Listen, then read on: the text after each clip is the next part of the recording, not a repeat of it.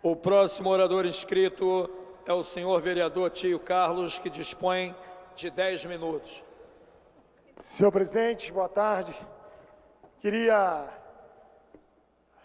ter a oportunidade de me pronunciar, já há 2 dias que eu não ocupei esse expediente, então somaram aqui os assuntos. O primeiro é agradecer à mesa diretora, porque o manual de combate à violação dos direitos da criança e do adolescente foi feito por esta casa, já começamos a distribuir em escolas, inclusive vou mandar a todos os companheiros vereadores que ajudem a divulgar.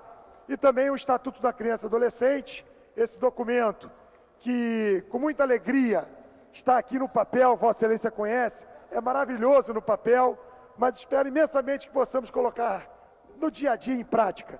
Já temos, desde 90, né, temos aqui a maior idade já do Estatuto da Criança e do Adolescente, mas infelizmente muito do que está escrito aqui é negligenciado, também não é colocado em prática e nós temos que cobrar. Por isso quero colocar aos meus pares, aos 51 companheiros, quer dizer, os 50 vereadores, que nós vamos mandar para os seus gabinetes, para que possamos entrar nessa corrente de divulgar os direitos da criança e do adolescente e fazer realmente cumprir o que está aqui no Estatuto.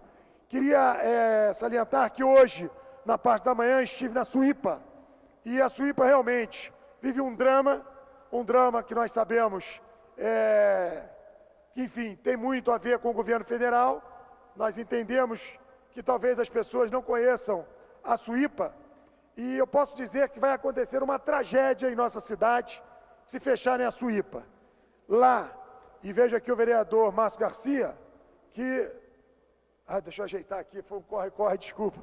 Mas, enfim, conhece a causa e a luta do direito dos animais, e estive lá na Suípa, não consegui falar com a presidente, que ela não estava no momento, mas deixei lá os meus contatos para que possamos marcar, iniciarmos uma campanha para não permitir o fechamento daquela instituição.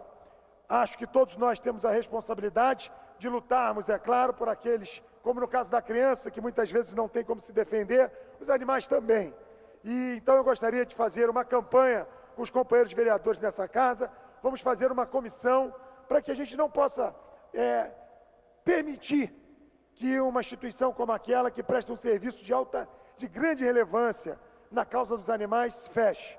Sei que temos lá débitos, então vamos buscar a oportunidade de conversar com o governo federal, vamos chamar também o legislativo estadual para que a gente possa somar, não só com os deputados federais, estaduais, vereadores dessa casa, porque, note bem, nós não temos na nossa cidade, nem no nosso estado, uma instituição como aquela. Então nós precisamos fazer um movimento para não permitir o fechamento da Suípa. Inclusive queria aqui dizer, ontem mesmo recebi algumas senhoras que estão sempre na luta de defesa dos animais, como vejo aqui o companheiro Márcio Garcia também já deve ter recebido, a questão dos maus tratos dos cavalos de Paquetá. Tramita aqui nesta casa um projeto para extinguir esse tipo de transporte em Paquetá e também em toda a nossa cidade. Nós sabemos que até Nova York, outro dia, como estávamos aqui discutindo o projeto, falaram assim, mas em Nova York os animais, eu tive a felicidade de conhecer, enfim, o que é em Nova York, completamente diferente, mas mesmo assim o novo prefeito de Nova York assumiu o compromisso de acabar com esse tipo de transporte. Temos aqui também projeto tramitando que pode substituir. Nós não queremos desempregar de maneira nenhuma, nem acabar com o romantismo, né, que muitos moradores de Paquetá veem a questão das carroças, dentro da área do romantismo. Absolutamente a nossa pretensão não é essa. Mas nós não podemos permitir que aqueles animais sofram, como estão sofrendo o de Paraty. Estive também em Paraty e lá vi os animais naquela região histórica, onde as ruas têm aquelas pedras, aonde esses animais percorrem, chega a ser, assim, de uma tristeza, porque por mais que tenhamos ali uma atividade que dá muitos empregos, mas a gente não pode permitir que isso continue dessa forma. Então aqui existe essa luta, espero os companheiros vereadores façam um apelo, eu não sei aonde, porque parece que foi apresentada uma emenda e o projeto saiu de pauta, o projeto é do vereador João Ricardo. Nós precisamos votar e dizer um basta a essa violência com os cavalos da nossa cidade, cavalos que estão ali, não só sendo maltratados, como explorados em Paquetá. Queria agora fazer uma outra colocação, como disse, os assuntos vão se somando. Queria falar sobre a questão do transporte. Vi o secretário Osório, vi o prefeito Eduardo Paes fazer pronunciamentos, falando que temos ônibus demais, por exemplo, na Zona Sul, ônibus demais no centro. Ora, senhor prefeito, o senhor, quando tirou as vans, exatamente, o senhor colocou mais ônibus nas ruas. Fazer uma otimização, conforme eu vi no jornal, de diminuir o número de ônibus, bem, se for atender os passageiros, ótimo, mas não pode acontecer o que aconteceu no Vidigal e na Rocinha. Ontem mesmo, no RJTV, mostrou-se claramente que o número de transporte, quer dizer, que é oferecido nos dois modais, tanto no ônibus como na van, é insuficiente. As pessoas do Vidigal, então, já que o prefeito resolveu moralizar a questão das vans, acho isso ótimo. Até mesmo aqueles profissionais que lá trabalhavam na Rocinha e no Vidigal também queriam essa moralização, essa organização.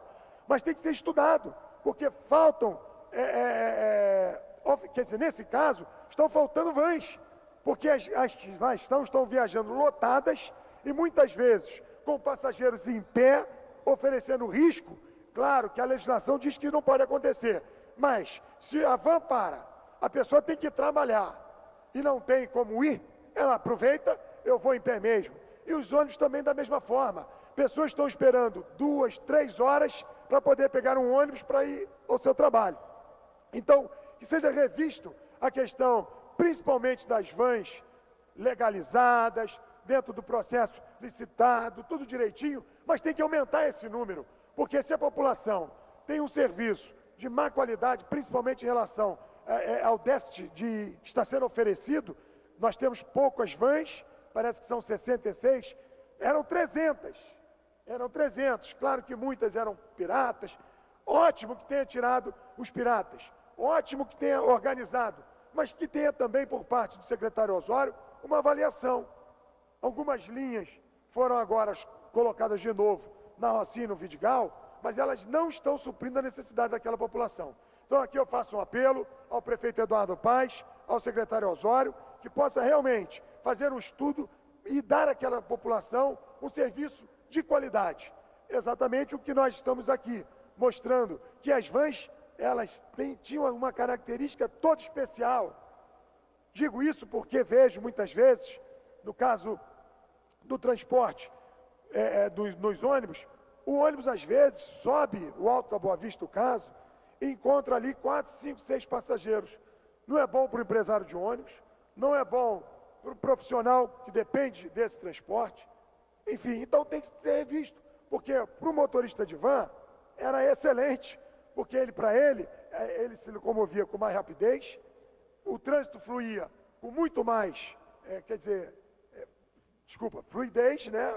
Nós tínhamos ali um transporte mais rápido, e o que está sendo colocado hoje na cidade, a questão do ônibus demais, passageiros de menos e um caos no trânsito. Então, é importante que faça uma reavaliação para que a gente possa melhorar. Então, eram as minhas colocações. Quero aqui, de novo, enfatizar o meu pronunciamento no primeiro dia, assim que começamos esse ano, essa sessão legislativa, é de que nós temos que estar precisos em relação ao dia a dia desta casa.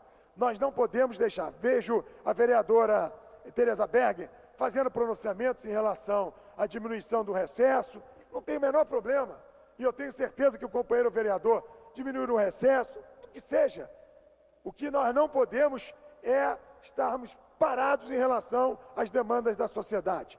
O cidadão quer o vereador atuando no dia a dia. E eu digo isso, não é férias, é recesso parlamentar. Mas isso não tira o vereador da rua, não tira o vereador da sua base. Ele tem a obrigação de estar presente como cidadão, e é esse cidadão que paga o salário do vereador. E nós temos que dar satisfação diariamente, independente do recesso. Mas se esse projeto prosperar na Câmara, terá o meu apoio. Eu só não posso ter demagogia. Na legislatura passada, eu vivi um período que teve uma vereadora até muito competente, mas ela apresentou, vamos diminuir o recesso, as férias dos vereadores. Me lembro disso, já disse isso nessa tribuna. Mas quando acabou o recesso, essa vereadora demorou mais 10 dias para voltar para casa porque ela tinha viajado. Então, sem demagogia, sem muita conversa, vamos mostrar o seguinte para a cidade. Se é uma pretensão de acompanhar as outras casas legislativas, vamos diminuir o recesso. Mas em nenhum momento vai fazer com que o vereador possa não dar atenção ao eleitor, porque o meu gabinete esteve aberto praticamente todos os dias. E é isso que o cidadão precisa saber. Aproveitando a audiência da TV Câmara, vem e participe. Esta casa é a casa do povo. O plenário esteve fechado, mas os gabinetes dos vereadores estavam funcionando. E é isso que eu quero dizer. Não é fazendo favor nenhum, é obrigação. E é essa a minha colocação. Então, vamos atuar, vamos trabalhar, vamos debater, vamos aproveitar. Formadas as comissões, vamos trabalhar. Porque senão fica muito discurso, muito blá blá blá, e às vezes nós não temos o que falar para o eleitor, para o cidadão que nos cobra lá fora. Eu queria agradecer, senhor presidente, pedir desculpa pela forma afoita que eu realmente estava atendendo no gabinete, vi o meu horário, a minha hora de falar e é por isso que vim correndo. Muito obrigado, agradeço a todos que me ouviram. Obrigado.